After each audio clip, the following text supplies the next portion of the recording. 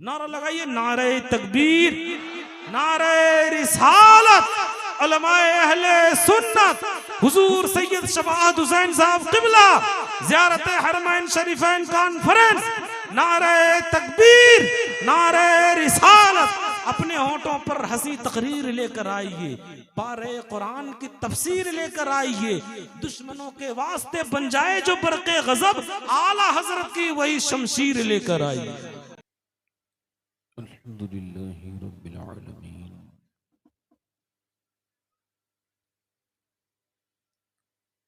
अस्सलातु वस्सलामु अला अशरफिल अंबिया'i वल मुरसलीन, अम्मा बाद। अऊज़ु बिल्लाहि मिनश शैतानिर रजीम, बिस्मिल्लाहिर रहमानिर रहीम।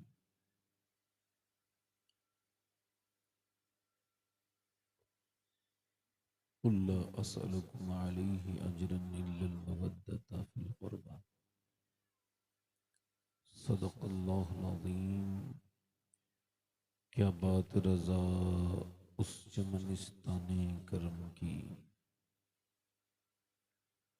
ज़हरा है कली जिस्म हुसैन और हसन फूल। दूर क्या जानिए बदकार पे कैसी गुजरी, तेरे ही कदमों में मरे बेकसो तन्हा तेरा। तेरी सरकार में लाता है रज़ा उसको शफी, जो मेरा गौस है और लाडला बेटा तेरा। मोहब्बत के साथ बारगाह रिसालत में दुरूद पाक का नजराने अकीदत पेश करें। पढ़ें अल्लाहुम्मा सल्ली अला।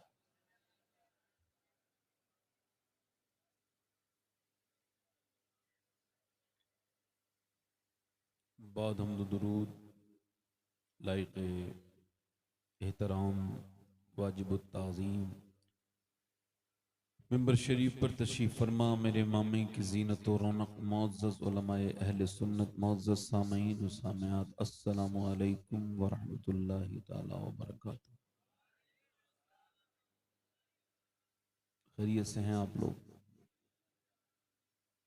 देखिए, सुभान अल्लाह वगैरह कहना ये तो आपकी अपनी मर्जी है, मगर ये उठने बैठने का माहौल बनाने से मजमे में इंतशार पैदा होता है,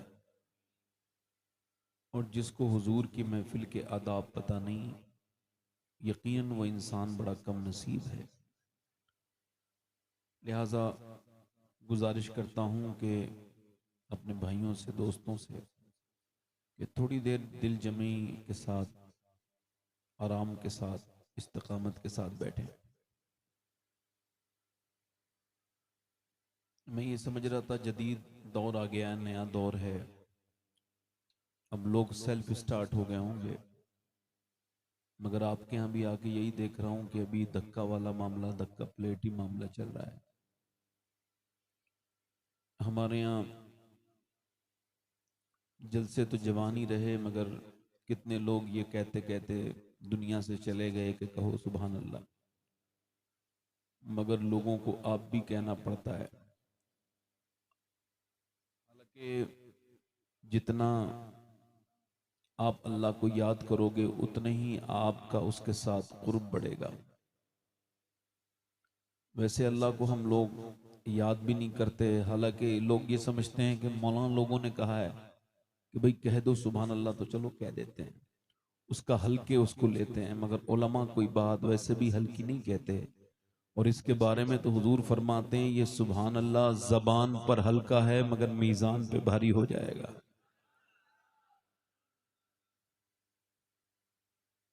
अब ये गुजारिश करता हूं कि मोबाइल वगैरह बड़ाए मेहरबानी थोड़ी देर साइलेंट कर दें, वरना जलसा कराने का कोई फायदा वायदा होगा नहीं। अगर आप मोबाइल में लगे रहेंगे तो सब आप लोग भी निकालो सब अपना अपना, और खूब अपने चलो बैठ के यहीं पे देखते हैं जो भी देखना हो, है ना। 5-10 मिनट जब तक आप लोगों का दिल ना भरे तब तक मोबाइल निकालो और तब तक बैठो। लोग तो इस कदर बीमार हो गए हैं कि बाथरूम तक में वो मोबाइल लेके जाते हैं।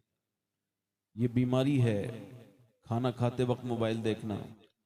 अभी ये जैसे मेरा मोबाइल है, तो जब मैं खाना खाता हूँ तो अलग रख देता हूँ, जब कोई मुझसे बात करता है तब भी अलग रख देता हूँ, और जब मेरी सोता हूँ तब भी इसको साइलेंट करके सोता हूँ।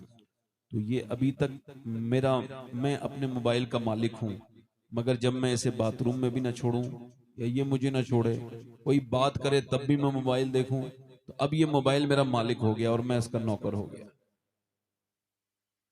मेहरबानी करें, थोड़ा सा वक्त निकालें अपने लिए। आराम से देखो भाई, कोई हल्ला गुल्ला ना करो, आवाज, मुझे बड़ी सख्त इससे दुश्मनी है ऐसी बातों से, बहुत तकलीफ होती है मुझे एकदम जब कोई बीच में बोलता है, इधर उधर हिलता जुलता है। तो मुझे लगता है आला हजरत फरमाते थे जब कोई मीलाद में बोलता था महफिल में, तो जब उसको बोलता देखते थे तो जलाल में आ जाते थे आला हजरत और फरमाते थे आपकी बातें इतनी जरूरी हैं कि हुजूर की बात के बीच में बात कर रहे हो।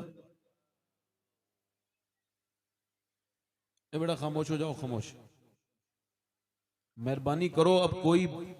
अब जितना बोलोगे ये जलसा खराब और हो जाएगा, और कुछ नहीं है। बोलो मत, बस खामोशी से सुनो। अल्लाह ने इंसान को सुनने के लिए दो कान दिए हैं, बोलने के लिए एक जबान दी है। इसका मतलब ये डबल सुनो और सिंगल बोलो, मगर लोग डबल बोल रहे हैं, सिंगल सुन रहे हैं। एक मर्तबा इमाम हसन हुसैन में कोई बात हो गई आपस में, ऐसे हो ही जाती है, कोई बात हो ही जाती है। अच्छा, उनमें इस वजह से बात हुई है ताकि हम अपनी बातें सुधार लें। हमारे यहाँ भाइयों में झगड़े हो जाए तो झगड़े ही रहते हैं, बेवजह के झगड़े। इमाम हसन हुसैन में कोई बात हो गई तो इमाम हुसैन ने फरमाया कि जाओ मेरे भाई हुसैन से कहना, अपने गुलाम से कहा कि वो मुझे मनाए आके। तो गुलाम ने कहा आप छोटे हैं वो बड़े हैं, आप मनाइए ना, आपका हक बनता है। फरमाया मुझे खबर है कि मेरा ही हक बनता है, मगर मुझे अपने नाना की हदीस याद आती है। मेरे नाना ने फरमाया कि जब दो भाइयों में आपस में कोई बात हो जाए तो जो पहल करे मनाने में या जो बोलने में पहल करे तो वो जन्नत में भी अल्लाह उसे पहले दाखिल करेगा। तो मैं अपने भाई से पहले जन्नत में दाखिल नहीं होना चाहता हूं, मैं छोटा हूं, बाद में जाना चाहता हूं उनके पीछे। जोर से तो बोलो, देखो मजबूत बन जाओ। जब कोई आपको बुरा भला कहे तो जवाब ना दो, नहीं, हाँ, बिल्कुल ये घमंड की अलामत है अपनी बुराई सुन के जवाब देना। हजरत सईदना भाई अजीज बुस्तामी के पास एक यहूदन औरत आई और आके बोली मेरे कुत्ते की पूंछ अच्छी है या तेरी दाढ़ी? तो आजकल का कोई हजरत होता तो झगड़ा लेके डंडा लेके दौड़ता उसके पीछे, मेरी दाढ़ी की तौहीन कर रही है, तो ये बता मेरे कुत्ते की पूंछ अच्छी है या फिर तेरी दाढ़ी? तो आपकी आंखों में आंसू आए, फरमाया अल्लाह अगर मुझे बख्श दे तो मेरी दाढ़ी अच्छी है, और अगर अल्लाह मुझे ना बख्शे तो फिर तेरे कुत्ते की पूंछ ही अच्छी है। आगे बढ़ी और जाके बोली जब उम्मती के अखलाक का ये आलम है तो फिर नबी के अखलाक का आलम क्या होगा। जवाब न दिया करें, आगे निकल जाया करें। वासिफ अली वासिफ फरमाते हैं लंबे मुसाफिर जाने वाले, हाँ कोई शरीयत की बात हो तो जवाब दें, जब आपके ऊपर कोई बात करने लगे तो बिल्कुल ना बोलें, ये बिल्कुल ठीक बात नहीं। जब कोई बदतमीजी करता है तो वो आपको अपने मियार पे लाना चाहता है, आपको उसके मियार पे आना नहीं है। एक बंदा गुजर के जा रहा है और जो सुअर है वो गंदी नाली में उसने उसके ऊपर छींट दे दिए, अब वो क्या करेगा? या तो वो ऐसे ही दो तीन छींटों के साथ निकल जाए या फिर उतरे उसी गंदी नाली में। तो क्या करेगा समझदार आदमी? वो तो आगे निकल जाएगा ना। तो हमारा काम यही है कि जब कोई मसला हो तो बस माफ करो और आगे निकल जाओ। अपनी ज्यादा सफाई देने से भी इंसान बेकार हो जाता है ना अपनी जिंदगी में। हमारे किबला बैठे हैं शाबाश कलकत्वी साहब, और बड़े ही पुराने और मजे हुए शायर, और जिनको मैं तकरीबन 15-16 साल से जानता हूं। जनाब शरफुद्दीन शरफ जौनपुरी बाअखलाक इंसान हैं, बड़े नेक इंसान हैं, अल्लाह इनको भी मदीना दिखाए। और जो मदीने जा रहे हैं उनको मेरी तरफ से मुबारकबाद। सरमद भाई जा रहे हैं और हमारे हजरत जा रहे हैं, अल्लाह का शुक्र है कि मैं भी मदीने जा रहा हूं और इसी हफ्ते में जा रहा हूं। अच्छा, मैं मदीने खूब जाता हूं, उसकी वजह मालूम है क्या है? उसकी वजह ये मुझे ज्यादा सोचता नहीं हूं कि ये नुकसान हो, सब कुछ नहीं। मुझे अपने इमाम का ये शेर याद आता है, फरमाते हैं हुजूर तैयबा से भी कोई काम बढ़कर है क्या? हुजूर की बारगाह में जाने से भी बड़ा कोई काम है? आला हजरत को बरेली में ढूंढोगे मिलेंगे नहीं, है ही नहीं बरेली में। कहाँ है? हमें ए रजा तेरे दिल का पता चला व मुश्किल दरे रोजा के मुकाबिल वो हमें नजर तो आया। ये न पूछ अरे ए खुदा के बंदो कोई मेरे दिल को मेरे पास था अभी तो अभी क्या हुआ खुदाया, न कोई गया न आया। मैंने तकरीर तो करनी है ही, अब आप जरा सुभान अल्लाह कह दें जरा दोनों। वैसे नहीं वो ज्यादा जो नेकियों के ज्यादा मालदार हों वो सुभान अल्लाह ना कहें, चूंकि 90 नेकियां मिल जाएंगी, बिल्कुल ना कहें। और जो बहुत ज्यादा नेक लोग हों वो भी ना कहें, चूंकि सुभान अल्लाह कहने से 90 गुना भी माफ हो जाते हैं। हाँ, जो हल्के फुल्के लोग हों, मेरी तरह गुनहगार लोग हों, वो जरा जोर से बोले सुभान अल्लाह। माशा। अब ये पैटर्न बदलना पड़ रहा है बोलने के लिए। 2-3 शेर पढ़ देता हूं। इमाम हुसैन का महीना है। वैसे तो जब मदीना उनका है तो सारा हर महीना उनका है। अरे जन्नत के वो मालिक हैं, जन्नती जवानों के सरदार हैं। समाप्त करें। दीने मुहम्मदी का उजाला हुसैन है,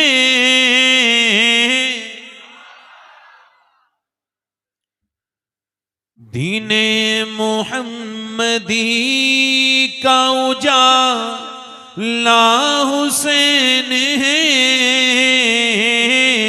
मेरे रसूल पाक का प्यारा हुसैन है, मेरे रसूल पाक का प्यारा हुसैन है। और जिसने कुचल के रख दिया तख्ते यजीद को, जिसने कुचल के रख दिया तख्ते यजीद को, अरे शेर खुदा के घर का वो बेटा हुसैन, शेर खुदा के घर का वो।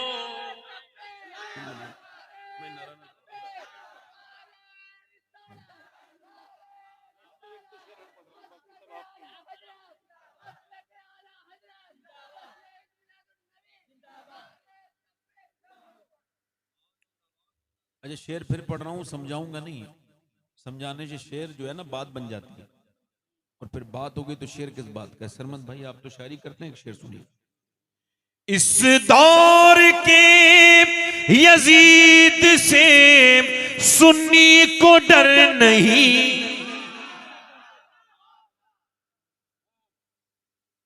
इस दौर के यजीद से सुन्नी को डर नहीं, अरे क्योंकि हमारे सीनों में जिंदा हुसैन,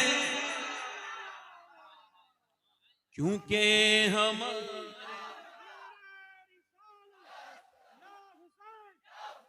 और देखना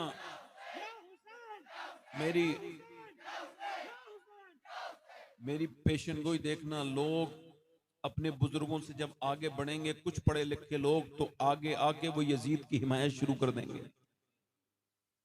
यजीदी हैं तो बहुत, मगर खुल के कोई नहीं कहता मैं यजीदी हूं।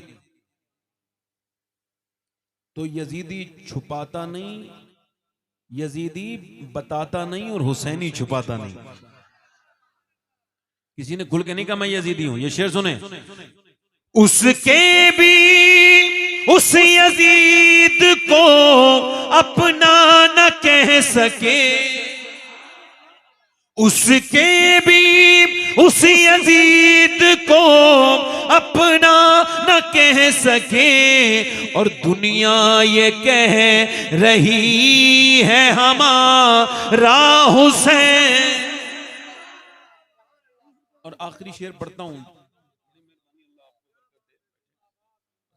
एक शेर और पढ़ देता हूं, आखिरी शेर। मैं इतनी देरी तरन्नुम से पढ़ता हूं जितनी देर मुकर्रिर के हुक्म से बाहर ना जाऊं, तो इसलिए ये आखिरी शेर, उसके बाद मक्ता। दिल लगा के बोलने, जरा मुस्कुराया करें, इससे माहौल अच्छा होता है। मुस्कुरा के बोले सुभान अल्लाह। अब अपने घर में मुस्कुराएंगे, घर का माहौल अच्छा। दोस्तों में मुस्कुराएंगे, उस महफिल का माहौल अच्छा। मनहूस आदमी जहां पहुंच जाए मनहूसियत फैल जाती है, और जो अच्छा आदमी जहां पहुंचता है एकदम माहौल बन जाता है। जो लोग मुस्कुराते नहीं है उनसे लोग मिलना ही नहीं चाहते, उनसे तो मजबूरी में मिलते हैं। और जो मुस्कुराते हैं उसके आसपास मेले लगे रहते हैं। मेरा इमाम कहता है, जिसकी तस्की से रोते हुए हंस पड़े, उस तबस्सुम की आदत पे लाखों सलाम। पिटना ही है वो सीना जिसमें नहीं हुसैन।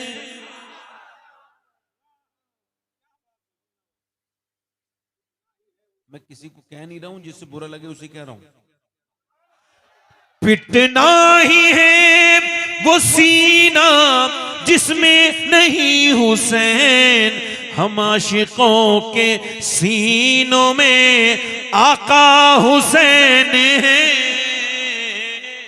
हम आशिकों के सीनों में, और खौफे यजीब दियत हो शबाहत को किस लिए, दादा है इसके गौस तो नाना हुसैन है। तकरीर में अपनी शुरू कर रहा हूं, बैठे। देखो भाई, ये हो सकता है कि मेरी इको कम करें भाई, बैठे आराम से, बैठे आराम से। अभी आपके सामने शोरा आएंगे, आपने खूब पैसे उनको देने, मगर आप मुझे अगर देना चाहते हैं तो मैं मना तो नहीं करता, मगर बैठ के सुनेंगे तो ज्यादा अच्छा लगेगा मुझे। अब बार बार ये दुकानदारी रहेगी शुरू तो फिर बात आदमी नहीं कर पाएगा, इसलिए बैठ जाओ। देखो भाई, ये हो सकता है ये मेरी जिंदगी की आखिरी तकरीर शुरू हो रही हो। भाई हंसो मत। देखो, हंसना नहीं है, सिर्फ मुस्कुराने को कहा गया है। हंसना, इससे दिल मुर्दा होता है। क्या होता है बोलो? मेरी इतनी बहनें बैठी हैं, मेरे भाई बैठे हैं, इससे बच्चे को आप एक जगह बिठा लो,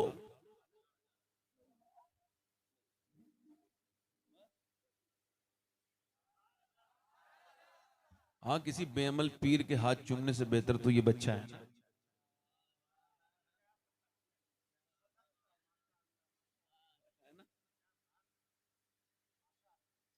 अब मैं अपनी बात शुरू कर रहा हूं।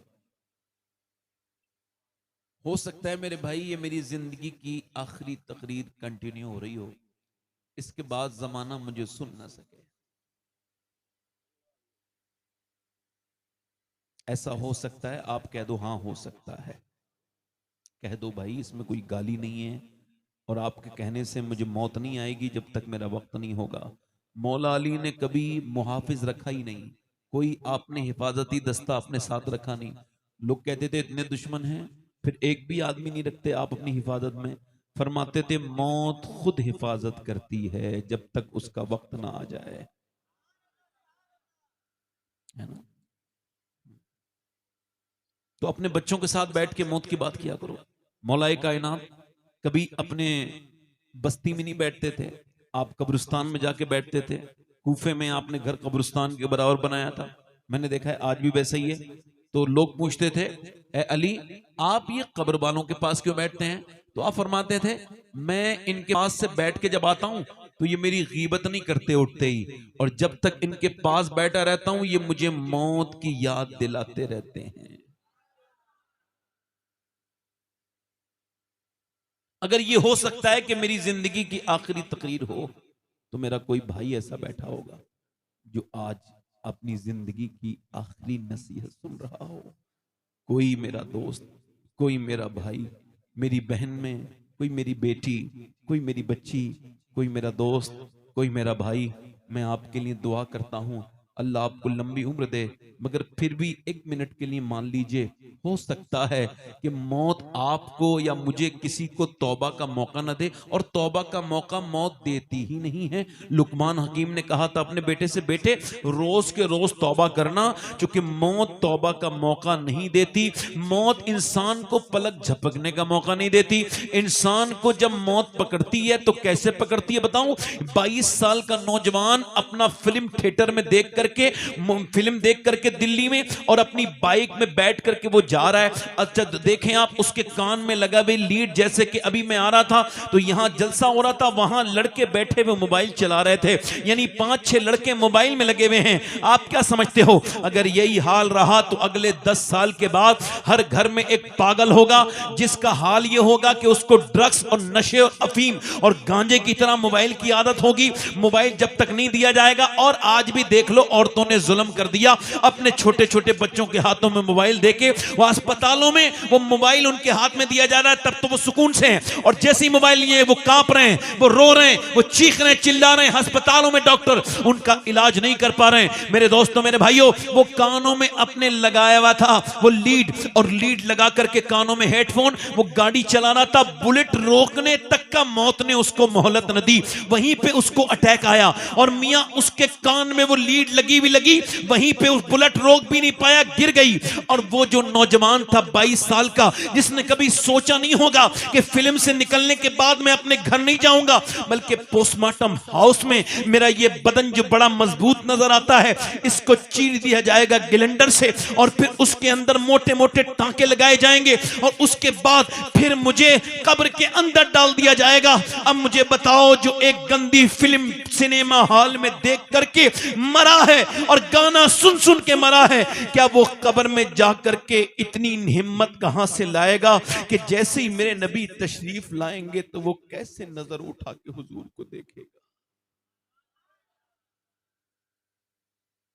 कल है दीदार का दिन, हाय हाय, आज यहां आंख बेकार है, क्या होना है? कितने जनाजे निकले, कितने रोए लोग, कितनी चीखें, कितने चिल्लाने आपने सुने लोगों के, मगर फिर भी ना मैं अपने आप को बदल सका, ना आप अपने आप को बदल सके, ना मैंने अपनी आंखें दुरुस्त की। मुझे बता तन्हाई के दुश्मन, ये बता तेरी मौत अगर इसी हाल में आ गई तो फिर क्या करेगा? सैयदना शेख मुहियुद्दीन अब्दुल कादिर जीलानी गौसुल आजम बड़े पीर दस्तगीर इरशाद फरमाते हैं, मेरी तकरीर की सबसे अच्छी बात यही हो सकती है, आप फरमाते हैं कि मौत इंसान को हाल बदलने का मौका नहीं देती। मेरे साथ दोहराओ बात, मौत इंसान को हाल बदलने का, यानी जब फरिश्ता आता है तो इंसान कहता है एक दिन की मोहलत चाहता हूं तौबा करने की। वो कहता है तूने सारे अय्याम जाया कर दिए, सारे अय्याम तूने तबाह कर दिए। वो कहता है कुछ घंटों की मोहलत। जब फरिश्तों को देखता है कहता है नहीं नहीं, तूने सारी सातें तबाह कर दी, तूने सब कुछ जाया कर दिया, अब तुझे 1 मिनट का मौका भी नहीं मिलेगा। अब वो आंखें फाड़ फाड़ के हसरत के साथ फरिश्ते को देखता है, और इसी सख्त हालत में उसकी मौत वाक़ई हो जाती है। उसको मौत तौबा का मौका नहीं देती। मेरे गौसे आजम फरमाते हैं मौत इंसान को हाल बदलने का मौका नहीं देती। जिस हाल में मरना चाहता है उसी हाल में जीना शुरू कर दे। जिस हाल में मरना चाहता है, अगर तू बेनमाजी है तो तेरे लिए बुरी खबर यह है कि तू बेनमाजी मरेगा। और मेरे नबी फरमाते हैं जब बेनमाजी मरेगा इतनी प्यास लगेगी, अगर सातों समंदर का पानी वो पी ले तो उसको प्यास उसकी बुझेगी नहीं। जो अपने रब के सामने झुकता नहीं था, जिसने दुनिया में आकर दुनिया में लग गया था। हजरत हुज़ैफा फरमाते हैं नबी पाक ने मुझसे कहा आ हुज़ैफा जरा गुरबा के देखने आते हैं, गरीबों को देख करके आते हैं। मैं हुजूर के पीछे पीछे जा रहा हूं, देखो सरकार किसको गरीब फरमा रहे हैं। कहते हैं मैं गया तो मैंने जाके देखा हुजूर कब्रिस्तान में गए, फरमाया देख ये गरीब हैं, इनसे कोई मिलने नहीं आता, इनकी कब्र की तन्हाइयों को देख। ओ मेरे दोस्त दोस्त मेरे भाई, तूने इसको नहीं देखा कि कितने लोग तेरे मेरे घर से निकल के मर के कब्रों में चले गए और तू सब झगड़ों में लगा हुआ है। हाय ये झगड़े मुझे बर्बाद न कर दें, हाय मेरी बर्बादी इसके साथ ना हो जाए। मैं आप सबसे पूछता हूं मेरे दोस्तों मेरे भाइयों, वासिफ अली वासिफ फरमाते हैं आंखें तब खुलती हैं जब आंखें बंद होने वाली होती हैं। 15 साल का बच्चा हाफिज कुरान बनना है और दौड़ भी निकाल ली उसने। कितनी हसरतों से मां ने अपने बच्चे को हाफिज बनाया है, कितनी कुर्बानियों के बाद बच्चे की अगले हफ्ते दस्तार है और वो बच्चा आज नहाया है और जुमे के दिन छुट्टी पे अपने घर आया है। और वो जब जुमे घर से बाहर निकला तो रास्ते में गिर गया, अस्पताल ले गए, डॉक्टर ने कहा ये तो इंतकाल कर चुका है। मां आगे बढ़ी, मां को बुलाया गया, मां ने कहा मेरे लाडले और मेरे बच्चे मेरे हाथ का खाना खाते थे मगर तू मदरसे की दाल रोटी खाता था। मैंने अपने दिल पे पत्थर रखा और बच्चों के कपड़े मैं धोती थी मगर तू 8 साल की उम्र से अपने कपड़े धोता था। मैं भी इस वजह से बर्दाश्त करती थी कि मेरा लाडला जब हाफिज कुरान बनेगा और जब मैं कब्र में जाऊंगी तो मेरा बच्चा अगर कुरान की एक आयत भी पढ़ देगा तो मेरी कब्र में उछाला हो जाएगा, मेरा अल्लाह मुझे माफ कर देगा। मगर मेरे लाडले तूने अपनी मां को कैसा दर्द दे दिया। बाप आगे बढ़ के कहता है मेरे हाफिज कुरान, मेरे बेटे, मेरे लाडले, मुझे ये बात यकीन था कि जब तू मेरा जनाजा पढ़ाएगा तो अल्लाह मुझे जरूर बख्शेगा, मगर तूने ये कैसी कमर तोड़ दी मेरी। ऐ मेरे बेटे ये तू क्या करके चला गया। इसकी बात बिल्कुल साफ है, जाहिर है, बाहिर है। अचानक की मौतें दुनिया को बता रही हैं कि देख जवानों की लाशें निकल रही हैं और बूढ़े खांसते हुए रह जा रहे हैं। अपने मोबाइल से अपनी छुट्टी कर ले, अपना पीछा छुड़ा ले। आंखों का गुनहगार कयामत के दिन किससे गवाही दिलवाएगा जब जबान पे तो ताला लग जाएगा। जबान तो बोलेगी ही नहीं, ये हाथ खुद बोलेंगे जो जो इनसे लिखवाया है, ये आंखें खुद बोलेंगी जो जो इनसे लिखवाया है। आज तेरे दिल में मेरी तकरीर का अगर असर नहीं हो रहा हो तो नौजवान जाके सजदा करना और रोना, कहना मालिक क्या बात है जो मुझे आखिरत की बातें, ये जो 50-60 साल की जिंदगी में मैंने आखिरत की जिंदगी को भुला दिया जो कि असल जिंदगी है। ये दुनिया छोटी है, मताऊं दुनिया कलील बहुत छोटी है, इसकी कोई रौनक नहीं, इसका कोई मजा नहीं, इसका कमाल को जवाल है, इसके उरूज को जवाल है। मेरे दोस्त मेरे भाई ऐसे न मरना कि तेरी मां तुझसे नाराज हो जाए, बल्कि ऐसे मरना कि तेरा रब तुझसे राजी हो जाए। ऐसी मौत न मर कि लोग तुझे कलमा याद दिलाएं तू फिर भी तुझे कलमा याद ना आए, बल्कि ऐसी मौत मर कि लोग तुझे देख के कलमा याद कर लें। ऐसा न मरना कि तेरे माँ बाप तुझसे नाराज हों, ऐसा न मरना। एक सिहाबी रसूल के पास हुजूर तशरीफ रखते हैं और खबर यह है कि उसकी रूह नहीं निकल रही है। सरकार फरमाते हैं क्या बात है, तो माँ को बुलाया जाता है। हुजूर पूछते हैं क्यों नाराज हो अपने बच्चे से, जो तेरा अल्लाह भी इस बच्चे से नाराज है। हालांकि वो सिहाबी अलकमा बड़ा जिहाद करते हैं, बड़ा सदका करते हैं, और एक सिहाबी के कदमों की धोबन के बराबर ना मैं हूं ना आप। आज अपने पीरों के सहारे अपने माँ बाप को छोड़ने वालों, पीर को साथ में दफन कर लोगे ना कब्र में तब भी जहन्नम में जाओगे। अगर तुम्हारे माँ बाप तुमसे नाराज हैं तो याद रखना इस बात को, कोई तुम्हें बचा नहीं सकता। माँ से पूछा क्यों नाराज है, मालूम है क्या कहती है, मालूम है क्या कहती है, या रसूल अल्लाह ये अपनी बीबी को मुझसे ज्यादा इज्जत देता है। क्या देता है, बोलो क्या बात है, बोलो जल्दी बोलो क्या करता है। ओ बीवियों के गुलामों, तुम्हारी दुनिया तो बर्बाद हुई है, तुम्हारी आखिरत भी बर्बाद है। ओ तुम पे लानतें हो बीवियों के गुलामों, तुम अपनी माँ के दिल दुखाने वालों, माँ को मानने वालों, माँ के ऊपर हाथ उठाने वालों, जालिमों, तुम पर लानतें हो खुदा रसूल की कि तुमने अपनी माँ को नाराज किया है। तुम्हें पता है माँ का मर्तबा क्या है, तुम्हें खबर है माँ का मर्तबा क्या है। मेरे नबी पाक ने एक वाक़या बयान किया पिछली उम्मतों का। बनी इसराइल में जुरैज नाम के एक अल्लाह के वली हैं और बहुत अल्लाह की इबादत करते हैं। उनकी माँ उनसे पास गई है, बुखारी मुस्लिम में रिवायत है। उनकी माँ ने जाकर के आवाज दी, नमाज पढ़ रहे हैं। एक दिन अब वो सोच रहे हैं नमाज जवाब दूं या अल्लाह जवाब दूं कि नहीं दूं। माँ चली गई, दूसरे दिन आई, फिर नमाज में है, फिर इनकी माँ आवाज दे रही है। ये कहते हैं अल्लाह मैं तेरी नमाज पढ़ रहा हूं, जवाब दूं कि नहीं दूं। और फिर तीसरी मर्तबा आवाज दे रही है माँ, तीसरे दिन, फिर भी इन्होंने कोई जवाब नहीं दिया। तो माँ ने कहा जा तुझसे अल्लाह नाराज हो। और फरमाया, माँ ने बद्दुआ में ये कहा कि जब तक तू किसी फाहिशा औरत के हाथों तुझे कोई तोहमत न लगे, तुझे तोहमत न लगे, जा मैं तुझे तोहमत की बद्दुआ करती हूं। ये कह के मां चली गई। कुछ दिनों के बाद हासिदीन हर आदमी के होते हैं, उनके हासिदों ने एक मशवरा किया। एक औरत को उन्होंने जो है वो सेट किया और वो चरवाहे से उसने जिना किया और फिर इसका इल्जाम इनके ऊपर धर दिया। लोग आके इनको निकालने लगे शहर से। इन्होंने कहा शहर से तो निकल जाऊंगा मगर तुम्हारे साथ भी जाऊंगा मैं, मगर मुझे पहले मेरी माँ के पास ले चलो। माँ के पास गए, जाके बोले मेरी माँ तू मुझसे नाराज है, मेरी गलती को माफ कर दे। एक औरत ने जो तूने बद्दुआ दी थी वो पूरी हो गई। औरत ने मेरे ऊपर इल्जाम लगा दिया। माँ गैरतमंद थी, का तूने ऐसा कुछ किया तो नहीं है? कहा नहीं। कहा तो फिर मैं दुआ करती हूँ या अल्लाह मेरे बच्चे को माफ कर दे जा। ये कह के चले गए। जुरैज ने जाकर के देखा बच्चा पैदा होके माँ की गोद में था। मेरे नबी फरमा रहे हैं जुरैज ने उस बच्चे से कहा, उसके पेट पे उंगली रखी और कहा बता तू किसका बच्चा है? तो उसने कहा मैं जुरैज का बच्चा नहीं हूं, मैं तो फला चरवाहे का बच्चा हूं। आपने फरमाया इस पेड़ के नीचे खड़े थे, फरमाया पेड़ से पूछो जुरैज कौन है। तो पेड़ के पत्ते पत्ते से आवाज आ रही थी जुरैज अल्लाह का वली है, मगर मां दुआ करे तो पूरी दुनिया तेरे खिलाफ हो जाएगी, फिर भी अल्लाह तुझे इज्जत अता फरमाएगा अगर तेरा बाप तेरे लिए दुआ करेगा। इधर उधर जाने की जरूरत नहीं मेरे दोस्त। ऐसा न मर कि लोग तुझे देखें तो फिर तेरी रूह ना निकल रही हो। ऐसा मर कि बरेली के 92 साल के एक बुजुर्ग हैं,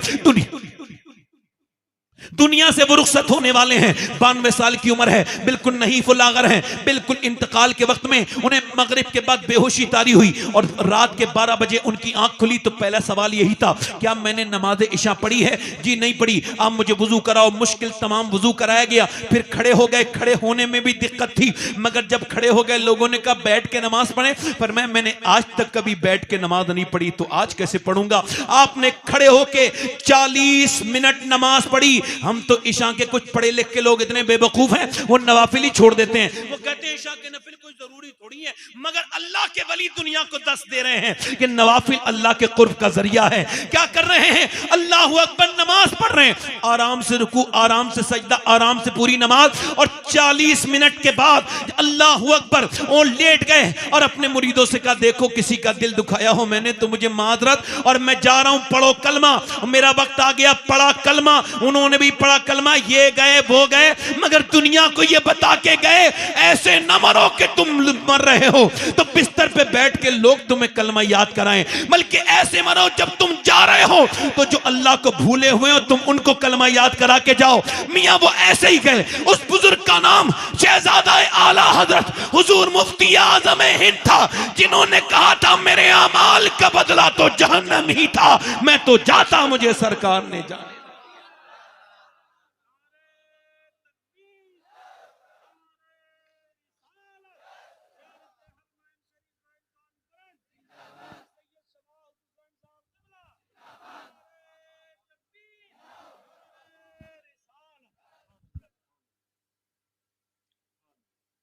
दिल लग रहा आप लोगों नहीं लग रहा? ये इमाम हुसैन का महीना, मैं कहता हूं हुसैन दुनिया को मिले कैसे? ये बताओ।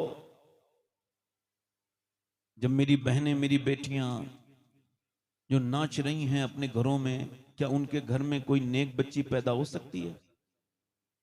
जल्दी बोलो।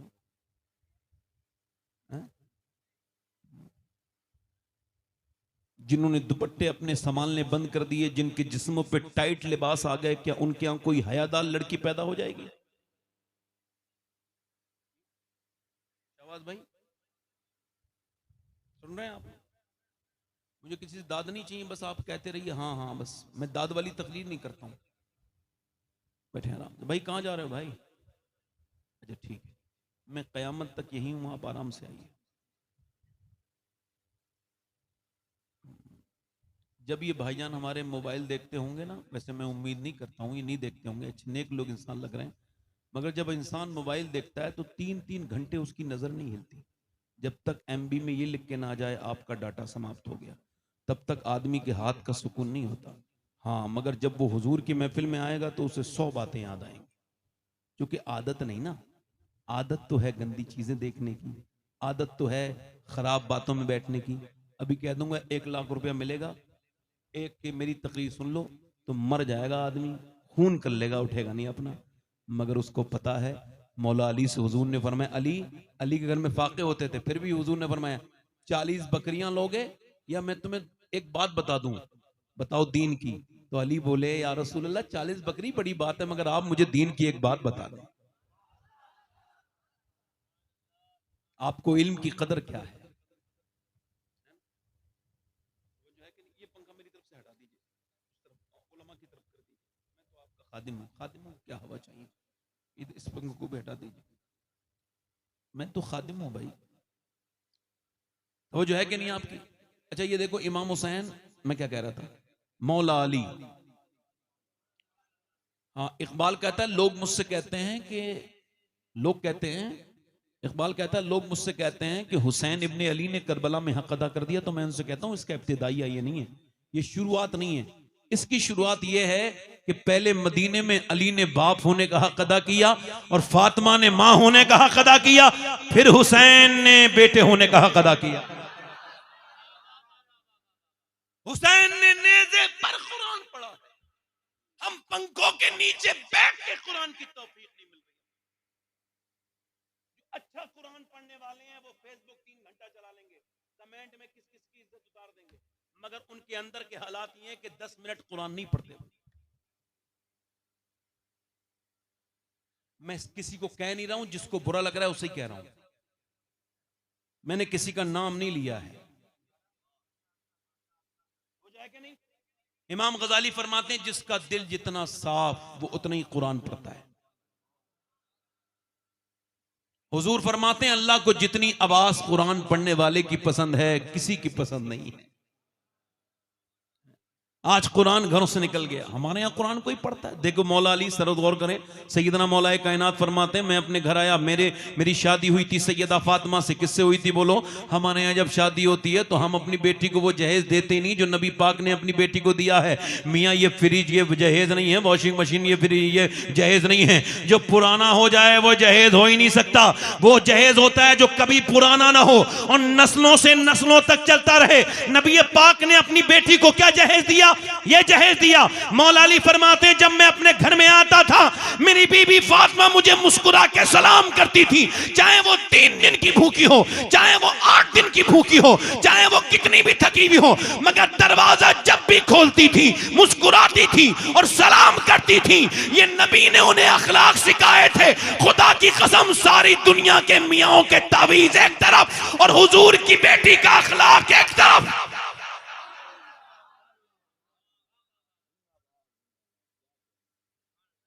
हुजूर की बेटी का अखलाक, हुजूर की बेटी का अखलाक एक तरफ, तवज्जो है कि नहीं?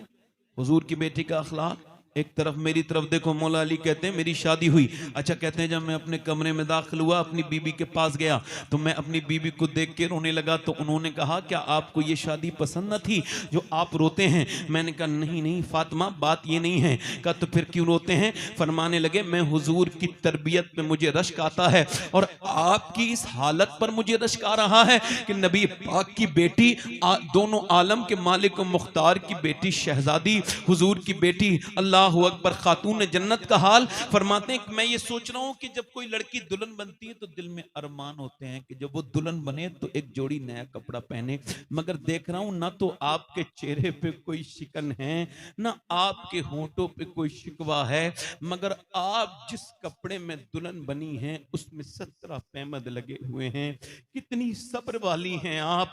हजरत अली कहते हैं हुजूर की अजीम बाप की अजीम बेटी आगे बढ़ी और मेरा हाथ पकड़ के कहा मेरे सरताज आप बिल्कुल न रोएं। मेरे अब्बा ने जब रुखसत किया था तो फरमाया था फातिमा अल्लाह कपड़ों से राजी नहीं होता, अल्लाह तो सजदों से राजी होता है मेरी बेटी।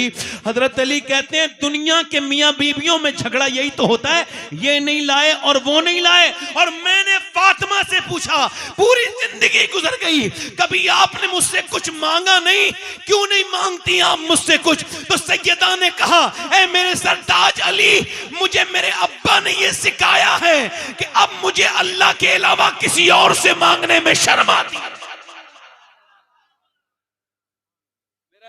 कहता है जिसका आंचल न देखा मोह मेहर ने, उस रिदाए नजाहत पे लाखों सलाम। खून खैरुल रसूल से है जिसका खमीर, उसकी बेलोस तीनत पे लाखों सलाम। सैयदा ज़ाहरा तैयबा ताहिरा, जाने अहमद की राहत पे लाखों सलाम। आओ सलाम करें उसके आस्ताने को, हुसैन पाल के जिसने दिया जमाने को। तवज्जो करो, मौला अली कहते हैं मैंने कहा फातिमा मैं जब कुरान पढ़ता हूं, एक जरा ये मौला अली की करामत है, ऐसे सोचिएगा मत, करामत वो ये थी जो अकल में ना आए। कहते हैं मैंने फातिमा से कहा फातिमा मैं जब कुरान पढ़ता हूं तो एक पांव रकाब में रखता हूं और दूसरी रकाब तक बैठने से पहले मेरा कुरान पूरा हो जाता है। मैं ऐसा कुरान पढ़ता हूं हुजूर की बरकतों से, सरकार मेरे सरकारे दो आलम सल्लल्लाहु अलैहि वसल्लम की बरकतों से। तो सैयदना मौला अली ने खातून जन्नत से पूछा आप कैसा कुरान पढ़ती हैं। अब तवज्जो करो, इमाम हुसैन ने नेज़े पे कुरान पढ़ा है। अब यहां तवज्जो करो जरा, इमाम मौला अली फरमाते हैं मैं ऐसा कुरान पढ़ता हूं। आप तो सैयदा ने फरमाया मैं चक्की चलाती हूं और उसके अंदर दाने रखती हूं और फिर चक्की को राउंड में घुमाती हूं। फरमाती एक चक्कर पूरा नहीं होता कि नबी की बेटी फातिमा का कुरान पूरा हो जाता है।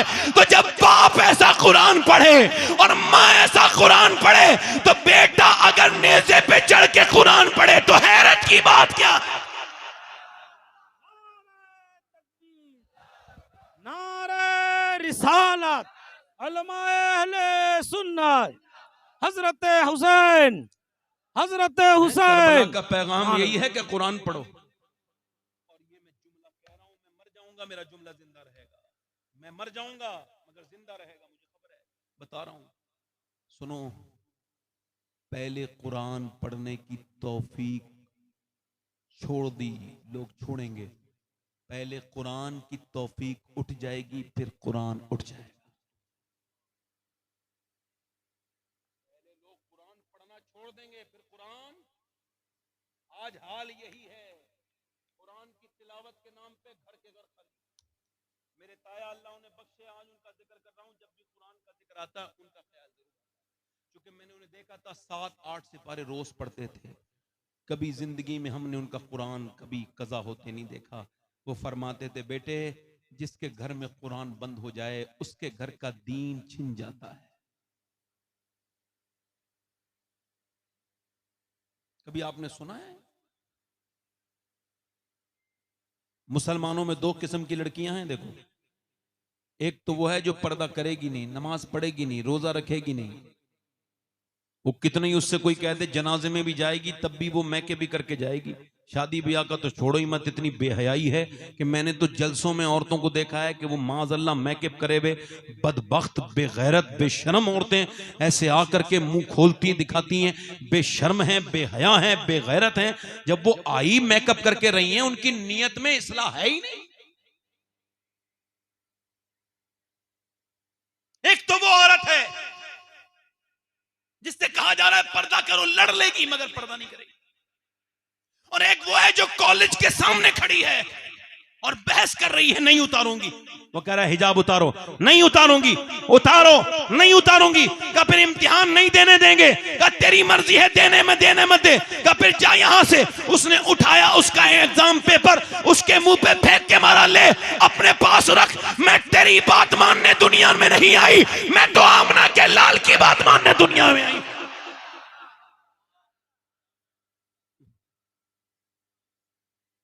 एक तो वो है जो पर्दा कर ही नहीं रही है, एक कौन है जो पर्दा छोड़ नहीं रही है। 6 साल की बच्ची कुरान पढ़ रही है मदीने में। कहां पे बोलो, जल्दी बोलो कहां पढ़ रही हैं, जल्दी बोलो कहां पढ़ रही हैं। मदीने में कुरान पढ़ रही हैं। पढ़ते पढ़ते पढ़ते पढ़ते सर से दुपट्टा नीचे को आ गया। जैसी दुपट्टा नीचे आया है वालदा काम कर रही हैं, आई आकर के सर पे दुपट्टा रख दिया। पर्दादार अपनी बेटियों को बनाना चाहते हो, अपनी नाक कटने से बचाना चाहते हो, अपनी घर की इज्जत लुटने से बचाना चाहते हो, तो 6 साल की बच्ची भी कोई पर्दा तो फर्द नहीं, मगर ऐसे करके आके माँ ने सर पे दुपट्टा रखा। मालूम है ये माँ कौन है? ये वो माँ है कि खुदा की कसम इतनी बरकतों वाली माँ दूसरी कोई नहीं। नहीं है, ये हुसैन की भी माँ है, हसन की भी माँ है। जोर से बोलो, ये ज़ैनुल आबिदीन की भी माँ है, इमाम जाफर की भी माँ है, बाकर की भी माँ है, इमाम मूसा काज़िम की भी वालदा है, ये गौसे आजम की भी वालदा है, ये मोइनुद्दीन चिश्ती की भी वालदा है, ये निजामुद्दीन महबूब इलाही की भी वालदा है, ये मखदूम अशरफ जहांगीर समनानी की वालदा है। और मेरे नबी ने फरमाया, मेरी बेटी फातिमा, तेरे मर्तबे का हाल ये है कि जो मेहदी आएगा, जो हजरत ईसा जिसके पीछे नमाज पढ़ेंगे, वो भी तेरा ही बेटा होगा, तेरी ही नस्ल। हुजूर की बेटी ने सर पे दुपट्टा किसके रखा? अपनी बेटी सैयदा ज़ैनब के। इसका मतलब यह है कि अगर बच्चियों को पर्देदार बनाना चाहते हो, तो मैंने एक साहब से कहा था आज से तकरीबन 12 साल पहले, तो तुम्हारी बेटी जींस पैंट पहन रही है, हराम है, पहना रहे हो, और 10 साल की हो गई, समझाओ, तो मुझसे नाराज हो गया, अपना काम करो मियाँ, ये वो है। अब बहुत जब नाराज हुआ तो मैं कुछ नहीं बोला, मैं आ गया। मगर फिर 12 साल के बाद वही आदमी थाने में बैठा हुआ, हाथ जोड़ रहा है, दाढ़ी के साथ, बड़ी लंबी चौड़ी दाढ़ी, मेरी बेटी मेरी इज्जत बचा ले, मेरी बेटी वो गैर मुस्लिम है, मुसलमान नहीं है, तू हमारी इज्जत बचा ले, मेरी नाक कट जाएगी। तो बेटी ने कहा, मेरे बाप, तूने बड़ा वक्त लगाया समझाने में, अब तो मैं बड़ी गंदगी में चली गई, अब वापस नहीं आ सकती। काश तूने मुझे पहले समझाया होता, काश तूने मुझे पहले बताया होता।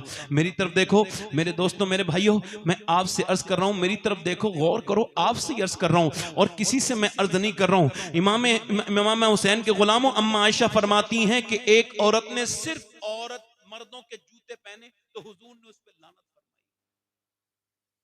छोटी छोटी बच्चियों को जींस पहनाने वालों, ये इब्तिदा हो रही है बर्बादी, ये शुरुआत है बर्बादी।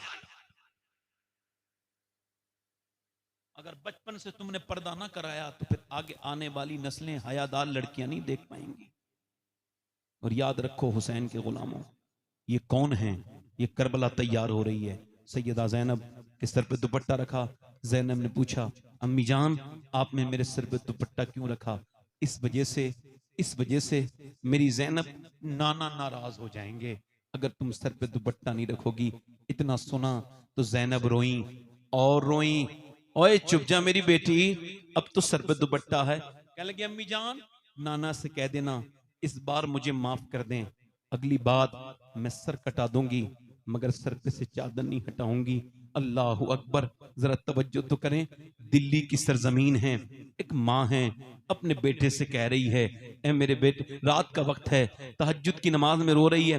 बेटा उठा, जाके बोला, अम्मा तू रो रही है? मेरी आंख खुल गई, क्या बात है? मेरी माँ को 7-8 साल का बच्चा है, बदायूं से हिजरत करके दिल्ली को गए हैं और बच्चा है एक दिल्ली के छोटे से इलाके में। माँ रो रही है, बच्चा उठा तो माँ ने कहा, मेरे लाल, अभी मेरे हाथ पे एक छिपकली चढ़ी थी, उसको तो मैंने हटा दिया। फिर सोचा कुछ दिनों के बाद मैं कब्र में जाऊंगी, और जब कब्र में ऊपर तख्ते लगा के, ऊपर से मिट्टी लगा के जब लोग चले जाएंगे तो फिर मेरे ऊपर वो कीड़े हमलावर होंगे।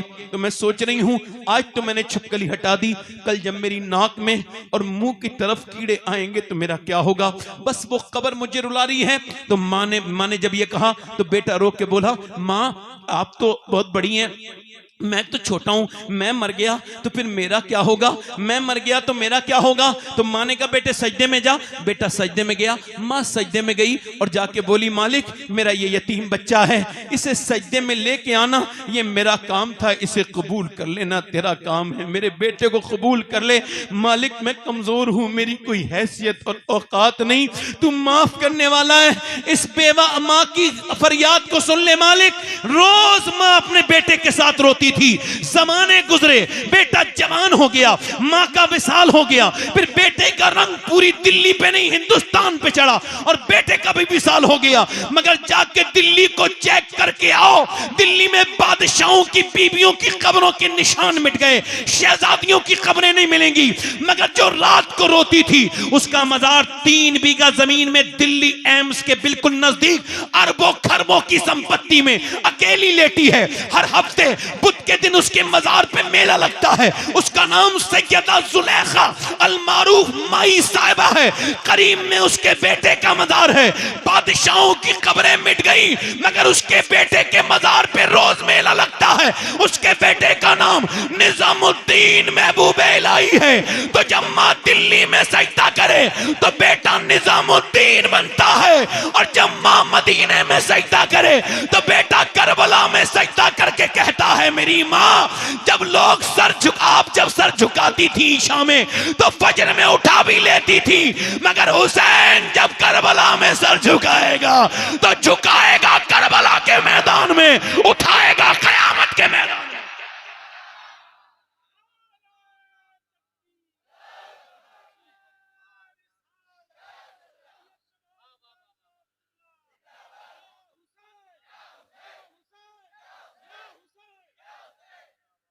आओ थोड़ी सी करबला की बात भी सुन लो, जोर से बोलो सुभान अल्लाह। बयान कर दूं थोड़ा 10-5 मिनट? कितना टाइम हो गया मुझे बोलते हुए?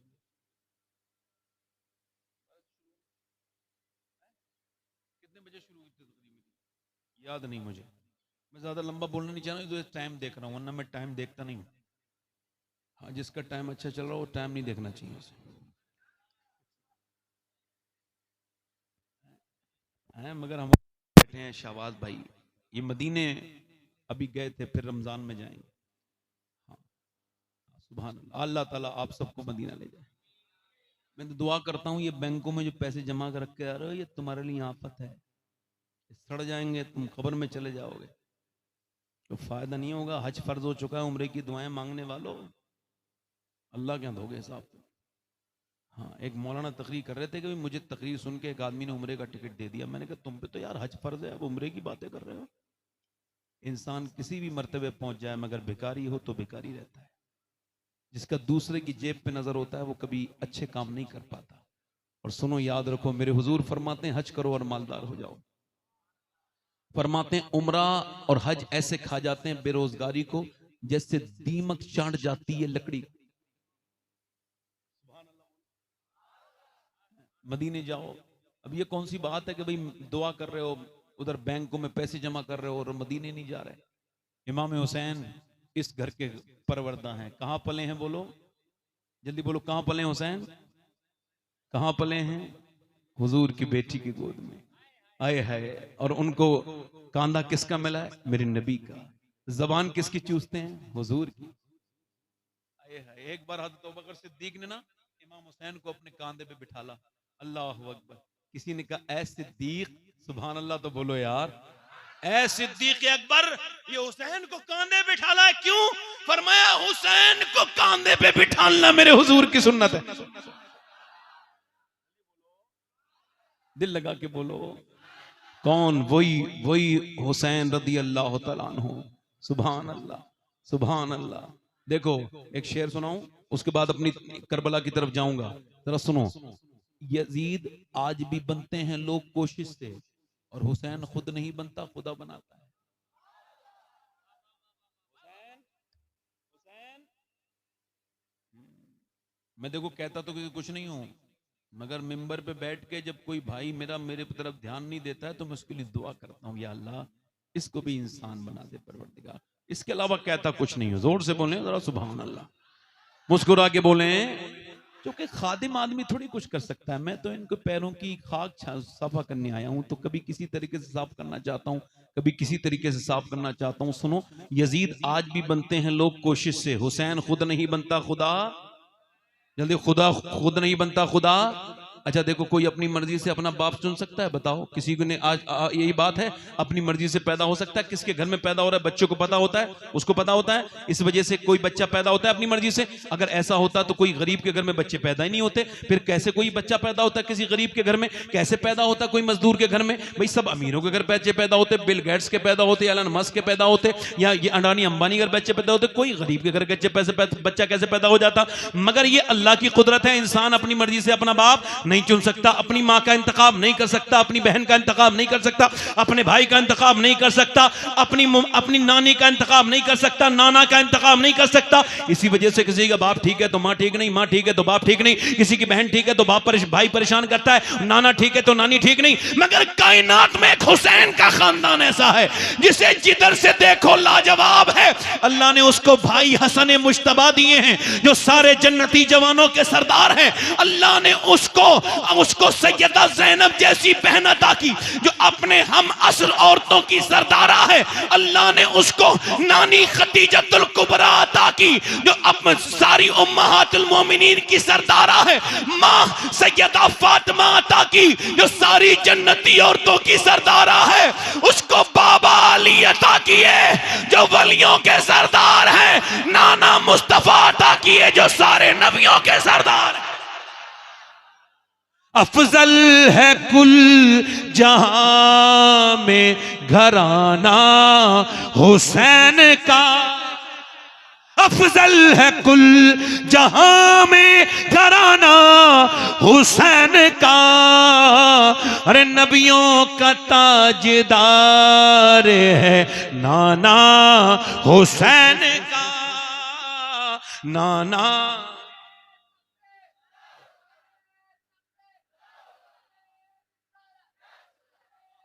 हुसैन की यजीद से क्या मामला है? अच्छा आप क्या समझते हो? यजीद से कोई जाती रंजिश हुसैन की? जल्दी बोलो, हुसैन की कोई जाती रंजिश?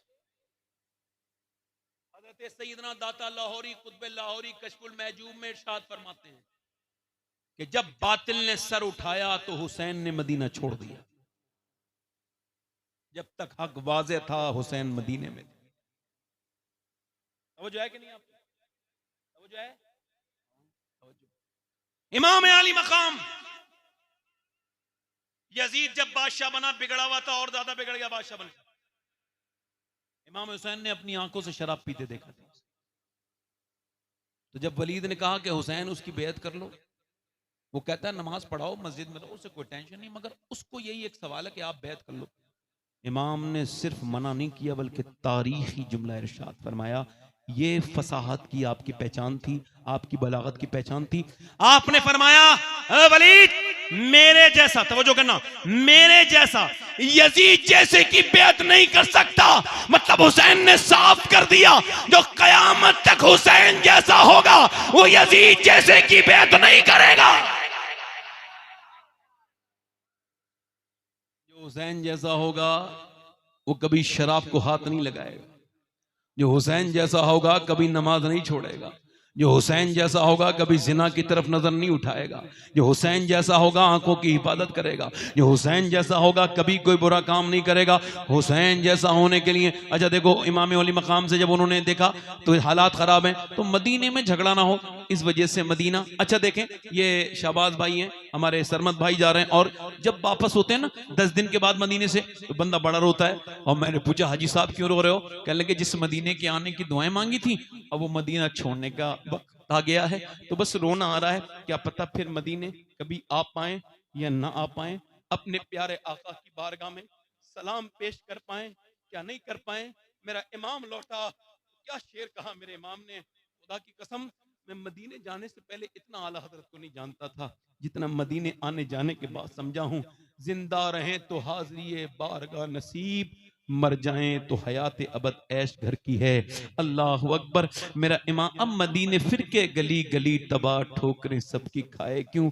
हाजी साहब 10 दिन में तो आपका कलेजा फट रहा है, फिर जब हुसैन ने मदीना छोड़ा होगा तो फिर हुसैन के दिल पे क्या गुजरी हो गई। उठकर तो आ गए हैं तेरी बज़्म से मगर कुछ दिल ही जानता है कि किस दिल से आए हैं। आपने तो 8 दिन गुजारे, हुसैन ने तो 50 साल से ज्यादा जिंदगी वहीं गुजारी है। मक्का छोड़ा मदीना छोड़ा, मक्का आ गए, मक्के को आपने जो अलविदा किया शरीयत की वजह से, फिर मदीना छोड़ा और आप कूफे की तरफ जा रहे थे, रास्ते में रोक लिया गया। अब मैं अपनी बात को आखिर करूंगा चूंकि वक्त ज्यादा नहीं लेना चाहता आप लोगों का, इस वजह से आखिरी बातें करूंगा। हजरत इमाम हुसैन को हुर ने रोक लिया और कहा आप आगे जा नहीं सकते, उसने रोक लिया। अच्छा हुसैन को बयान करो तो ऐसे ना बयान करो कि हुसैन को माज़अल्लाह कोई जाने की देर थी या वो घिर गए थे, उन्हें किसी ने घेर लिया था। यह किसी राफ़ज़ी का अकीदा होगा कि हुसैन घेर लिए गए।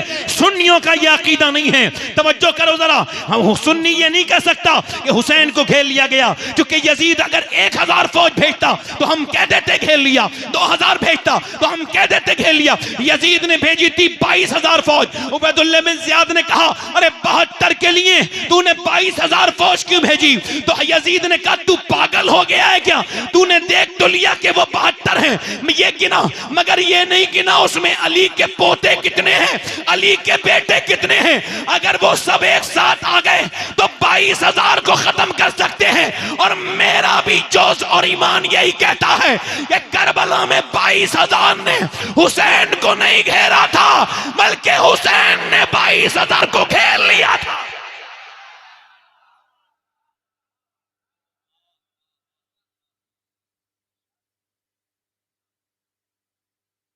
रात गुजर गई, सुबह हो गई, और वो एक उधर सफ में खड़ा है, एक आदमी 22,000 की सफ में, वो इधर देख रहा है और उसका दिल धड़क रहा है कि तू घबराता कभी नहीं था, आज क्यों घबरा रहा है।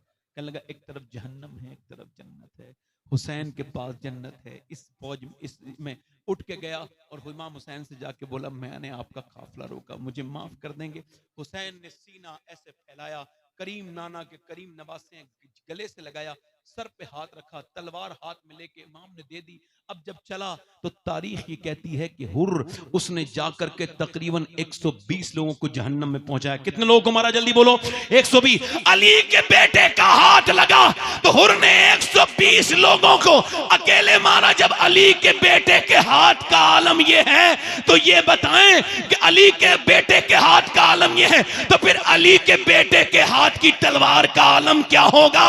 हुर ने 120 लोगों को जहन्नम में, ये नारा हुर का था जिस वक्त फौजे शाम से निकले कि देखो यूं निकलते हैं जहन्नम से खुदा वाले। हजारों में 72 तन थे तस्लीम हो रजा वाले, हकीकत में खुदा इनका था और ये थे खुदा वाले। और किसी ने जब वतन पूछा तो ये हजरत ने फरमाया, मदीने वाले कहलाते थे अब हैं करबला वाले। और हुसैन ने सब शहीद हो गए। एक सवाल यहां पर यह है कि हजरत कासिम को भेजा जंग करने की इजाजत हुसैन ने, हजरत अली अकबर को अपने बेटे को इजाजत भाई इजाजत, जंग करने की इजाजत सबको दी गई, मगर फुरात पे जाने की इजाजत हजरत अब्बास को दी। उनसे ये नहीं कहा तुम जंग करने जाओ, पानी लेने जाओ। हुसैन जानते थे मैं इसे जिस काम के लिए भेजूंगा ये उसको करके दिखा देगा। तो हुसैन ने कहा जाओ पानी पे जाओ। तो अकेले 22,000 को हटा के पानी पे कब्जा जमा के अब्बास ने कहा था, ओ यजीदियो ये न समझना तुम्हारा कब्जा है, कब्जा हमारा है। अगर भेज देते जंग पर तो एक भी नहीं बचता, और सब शहीद हो गए, हुसैन अकेले रह गए। बस आखिरी बात कर रहा हूं, सब जौहर दिखाते, शेर खुदा के बच्चों ने ऐसे मालूम है इन सब ने तकरीबन 1,000 को मार दिया, तकरीबन 1,000। मगर सुनो ये सब शहीद हो गए जब तो इमाम हुसैन अकेले रह गए और अपनी बीवियों से कह रहे हैं अलविदा, बस सब्र करना, जाने सब्र की बात कर रहे हैं, जाने। फातिमा के लाडले का आखिरी दीदार है, हश्र का हंगामा बरपा है मियाने अहले बैत, हूरे करती हैं उरूसाने शहादत का सिंगार, खूबरू दूल्हा बना है हर जवाने अहले बैत, अपना सौदा बेचकर बाजार सूना कर गए, कौन सी बस्ती बसाई ताजराने अहले बैत, बे इजाजत जिनके घर जिब्रील भी आते नहीं, कदर वाले जानते हैं कदर शान अहले बैत। इमाम ने कहा, और ये कह के इमाम चले, तारीख इस बात पर शाहिद है कि हुसैन ने 22,000 लोगों से कहा तुम में है कोई जो मेरा मुकाबला करे। जब कोई नहीं आया हुसैन ने तलवार उठाई, 22,000 के लश्कर पे अकेले ने हमला बोला। बताओ जिसने बच्चों की भाइयों की लाशें उठाई हो और 3 दिन का भूखा प्यासा हो फिर भी 22,000 पे अकेला हमला कर दे, वो कोई शेर की औलाद ही तो होगा। अब फिर ऐसे भगा भगा के मार रहे थे, ऐसा लगा हुसैन का जाना उन यजीदियों में जैसे कि भेड़ों में कोई शेर कूद गया हो। और फिर इमाम को जब देखा तलवार चलाते हुए तो वो बोला सबको मार देंगे, छोड़ेंगे किसी को नहीं, इनकी तलवार इनसे न तलवार का मुकाबला ना करो, तीर मारो। दूर से तीर मारे, एक तीर इमाम के सीने में लगा, वापस आए खेमे में और कहा ज़ैनब क्या तुम रोई थी? तो कहने लगी हाँ मेरे भाई, साथ में आपके बचपन में रही हूँ, अम्मी की गोद में साथ में खेली, अब्बा के नाना की गोद में, और मेरे हुसैन आप मेरे अब्बा के साथ, मैं आपके साथ रही, अम्मी के साथ, मगर जब मेरे भाई भी शहीद हो गए, अब आप के जब सीने में तीर लगाए तो आखिर में बहन हूं तो बर्दाश्त न कर पाई, बहन ही तो हूं, ये बड़ो बेसरो सामानी है, 3 दिन का भूखा प्यासा है पूरा खानदान। सैयदा ज़ैनब बोली भाई माफ कर देना, बस आपके तीर लगाना तो मुझे तकलीफ हुई। इमाम के गुलामों सुनो, इमाम ने क्या फरमाया, मेरी बहन तारीख जब कयामत जब लिखी जाएगी करबला की, तो दुनिया हुसैन के साथ ज़ैनब का नाम भी लिखेगी। मुझे अल्लाह ने बहुत अच्छी बहन दी है, उसका शुक्र अदा करता हूँ, तेरे जैसी बहन किसी को नहीं मिलेगी। ए मेरी ज़ैनब तूने कितना साथ दिया मेरा, मगर मेरी बहन आगे तुझे देखना है, अभी तो सिर्फ तीर लगे हैं, मेरी लाश पे घोड़े भी दौड़ेंगे, मगर तुझे चीखना चिल्लाना नहीं है। ये कह के हुसैन गए और फिर इतने तीर, इतने जख्म, इतने नेज़े, इतने भाले कि आप घोड़े से नीचे तशरीफ ला रहे हैं।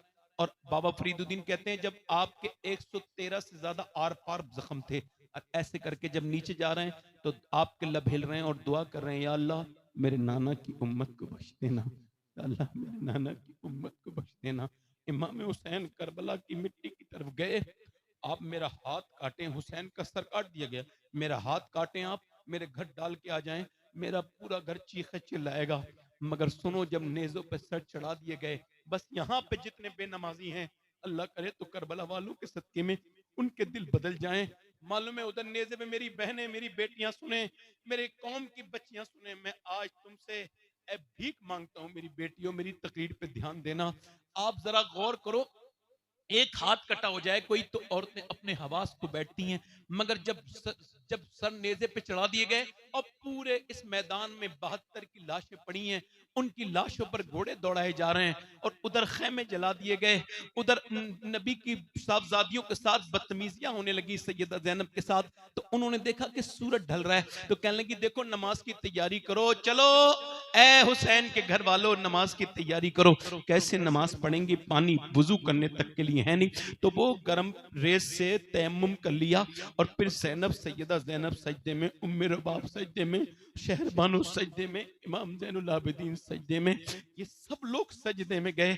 और जब ये सब सजदे में गए तो उधर से जब घोड़े दौड़ रहे हैं तो हड्डियां टूटने की आवाजें आती हैं, मगर उधर सजदे कज़ा नहीं हो रहे हैं। करबला वालों तुम पे सलाम हो, तुमने हमें नमाज पढ़ने का सलीका बताया है, जरा गौर तो करो।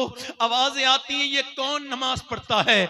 जवाब दिया जा रहा है, रहमतें खुदा की जवाब दे रही हैं, ये मेरे नबी के घर की औरतें नमाज पढ़ रही हैं, ये हुसैन के घर की औरतें नमाज पढ़ रही हैं।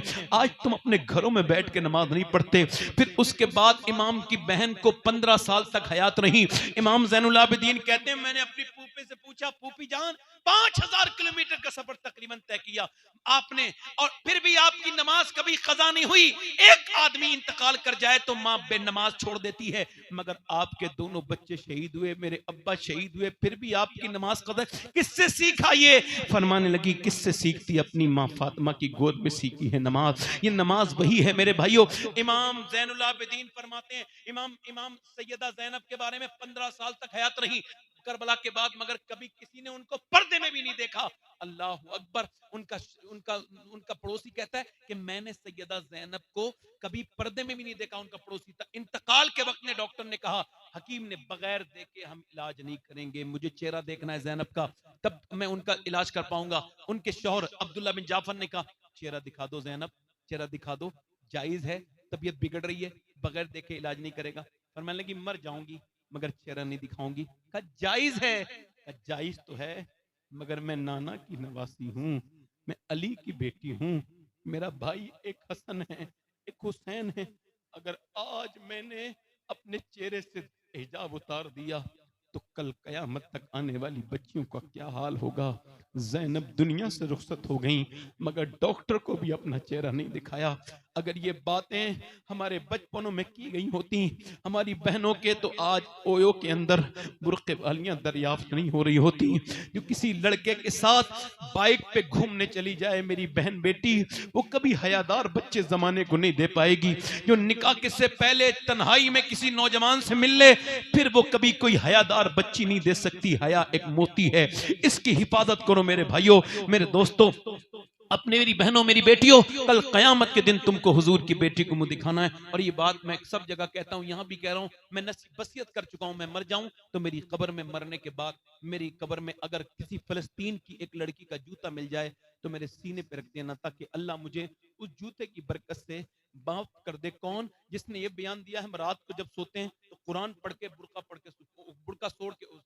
ओढ़ के सो जाते हैं। तो किसी ने पूछा क्यों बुर्का तोड़ के कोई नहीं सोता? वो कहती हैं इस वजह से कि जब बम गिरते हैं सुबह को मलबे में से लाशें निकलती हैं, तो ये सोच के कुरान पढ़ के और बुर्का ओढ़ के सोते हैं कि जब सुबह को हमारी लाश निकले तो पर्दे में होनी चाहिए, बेपर्दे में नहीं होनी चाहिए, ताकि क़यामत के दिन हुजूर से मुलाकात हो तो अर्ज कर दें हसनैन के नाना, हमारे 15,000 बच्चे भी भूखे मर गए थे मगर हम बेपर्दा नहीं हुए।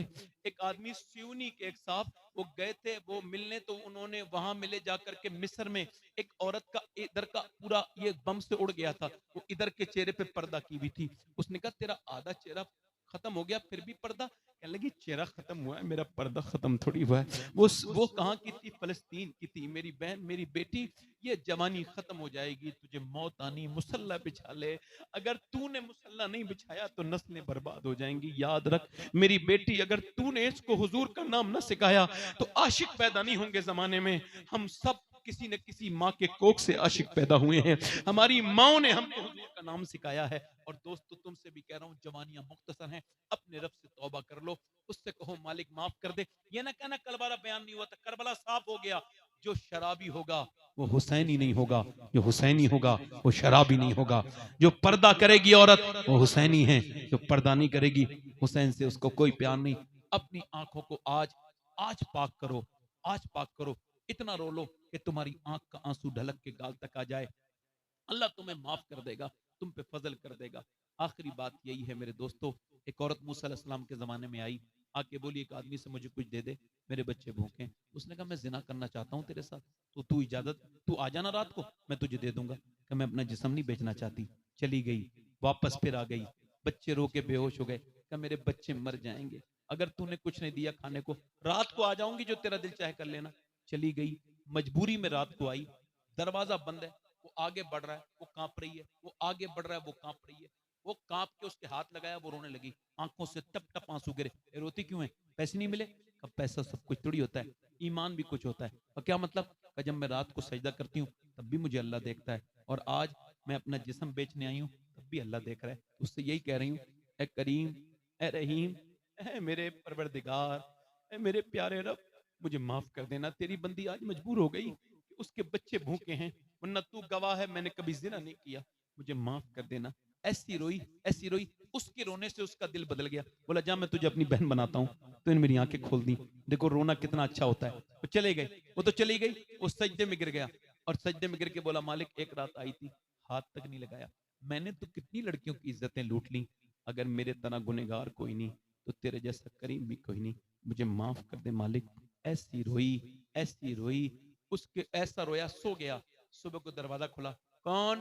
दरवाजा खोलो, दस्तक हुई, दरवाजा खुला, सामने हजरत सैयदना मूसा अलैहिस्सलाम खड़े थे। कहने लगे ओ मेरा नाम मूसा है, अल्लाह ने तुझे सलाम भेजा है। कहने लगे मूसा अल्लाह मुझे सलाम नहीं भेजेगा, मैं इस इलाके का पापी इंसान हूँ, मजबूर औरतों की इज्जतें लूटता हूँ। तो हजरत मूसा ने कहा सुन तूने नेकी की है, रात की बात बता के बहुत रोने लगा। मूसा ने सर पे हाथ रख के कहा सुन सुन, अल्लाह ने मुझे भेजा है, फरमाया जा मेरे बंदे से कहना वो जो रात छुप छुप के रोता था ना, उसके आंसू उसके रब ने कबूल कर लिए, उसके रब ने कबूल कर लिए। रोया, इतना करीम है वो, हाँ एकदम तौबा कर लिया, नेक बन गया। आप में से कितने ऐसे हैं जो हुसैन के नाम पे जान दे देंगे? दोनों हाथ उठा के बताओ, जो इमाम हुसैन के नाम पे, हुजूर के नाम पे जान दे, तो नीचे हाथ कर लो। जो जान दे सकता है कुछ भी कर सकता है ना, कुछ भी कर सकता है। एक दूसरे की तरफ ना देखना, मुस्कुराना नहीं।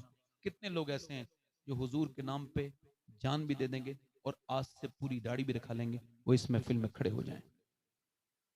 पूरी दाढ़ी रखने वाले यहां आ जाए, आ जाओ, इधर आ जाओ।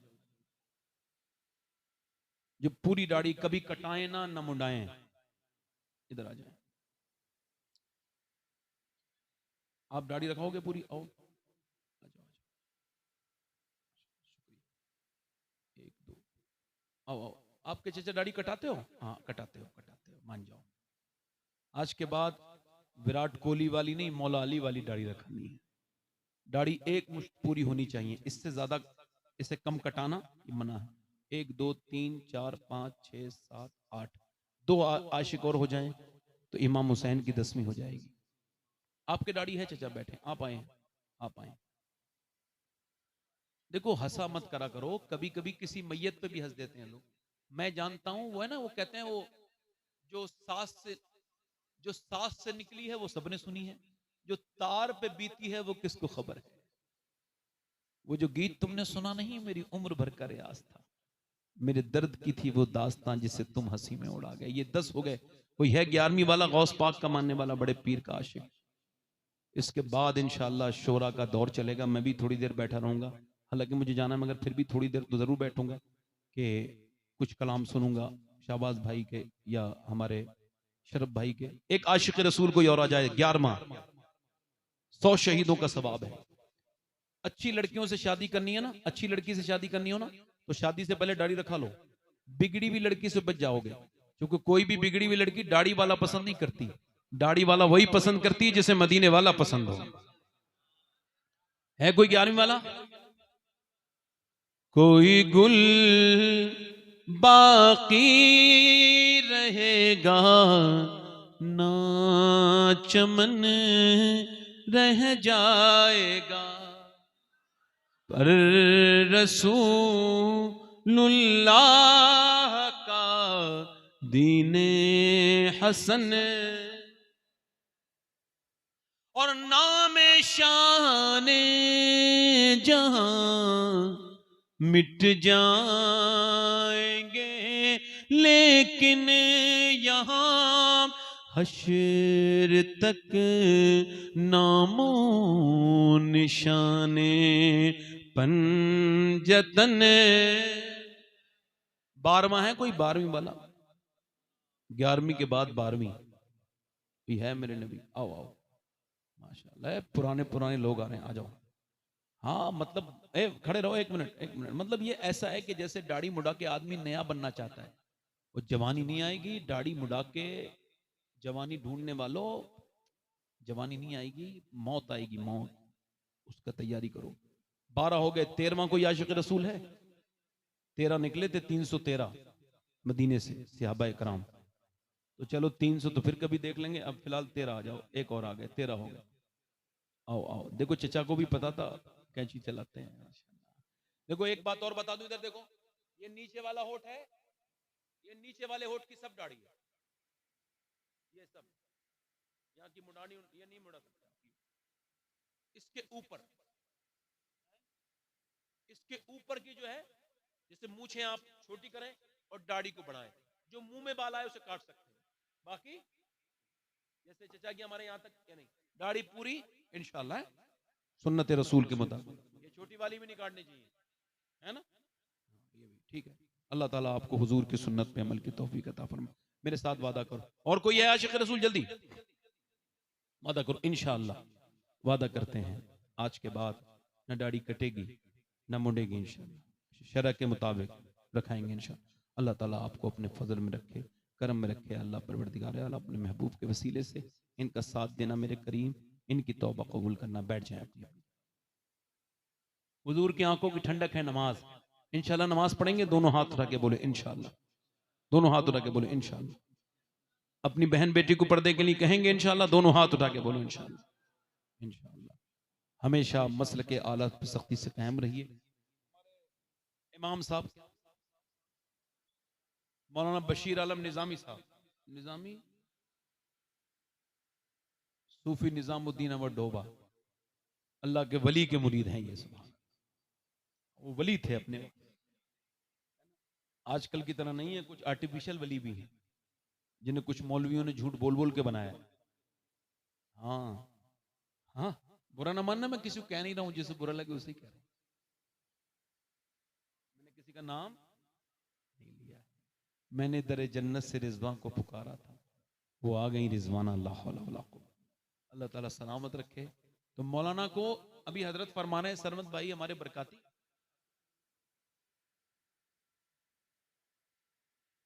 भाई हमारे ये कह रहे हैं कि गांव वाले ने मदीने भेज रहे हैं, तो गांव वाले खुद क्यों नहीं जा रहे? गांव वाले वसीला बने हैं, बुलाया मदीने वाले ने है। हाँ, ऐसे जैसे ये गांव वाले, अल्लाह ताला ऐसे गांव वाले सबको अता करे।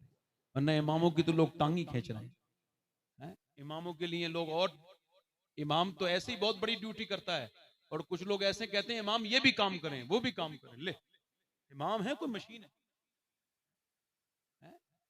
इमाम इमाम है, और इमाम को आप ऐसे नहीं बुला सकते, ऐसे ऐसे नहीं। इमाम को ऐसे नहीं बुला, जाके बुलाइए इमाम के अदब के खिलाफ। इमाम कौन होता है? इमाम वो होता है जिसे अल्लाह ने आगे किया है, जो नायब रसूल है। और याद रखो, पहले हमारे फैसले कचहरियों में नहीं होते थे, हमारे आइमा हमारे इमाम ही करते। अल्लाह ताला हम सबको इमामों की इज्जत करने की तौफीक अता फरमाए, और हमारे ये जो आइमा कराम हैं इनकी उम्र बरकत अता करे। और ये जा रहे हैं हमारे, मैं इंशाल्लाह मैं भी इन्हें मिलूंगा मक्के में, मुलाकात होगी इंशाल्लाह, अल्लाह चाहेगा तो। अब मैं गुजारिश कर रहा हूँ कि आप जल्दी से तशरीफ लाएं, आप तौबा करें, अस्तगफिरुल्लाह रब्बी मिन कुल्लि ज़ंबिन व अतूबु इलैह, पढ़ लीजिए ला इलाहा इल्लल्लाह मुहम्मदुर रसूलुल्लाह।